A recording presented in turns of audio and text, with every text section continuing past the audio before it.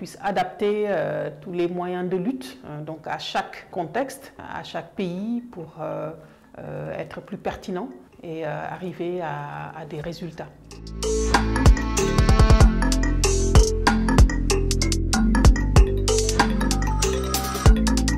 Je m'appelle Sorna Fall, je suis chargée de programme chez Equipop. Donc, je travaille sur les projets de l'organisation, donc en lien avec les mutilations sexuelles féminines et les mariages forcés et précoces.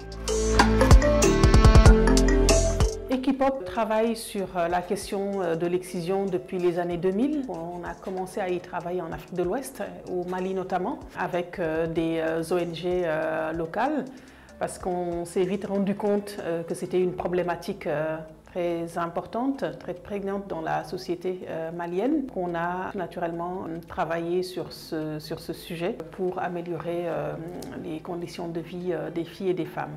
Equipop est membre fondatrice du réseau Excision Parlons-en. Quand cette initiative a vu le jour, donc on a rejoint tout naturellement en lien avec le travail que nous faisions en Afrique de l'Ouest.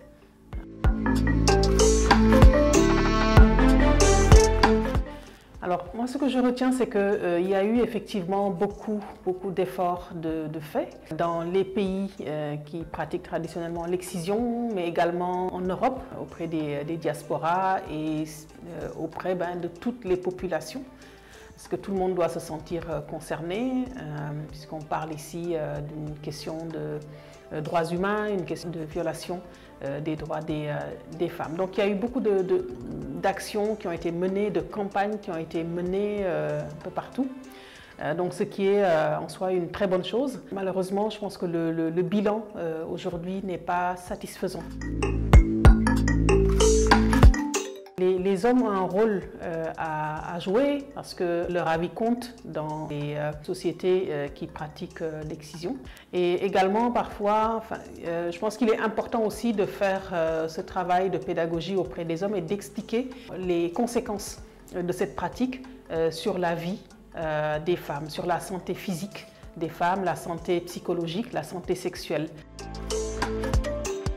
La sexualité est un sujet tabou, et notamment dans les sociétés qui pratiquent l'excision. Les conséquences sur la sexualité des femmes ne sont pas abordées. Les conséquences aussi dans le couple ne sont pas abordées. Et malheureusement, l'excision est parfois source de problèmes au sein d'un couple. Et malheureusement, cette question n'est pas vraiment adressée.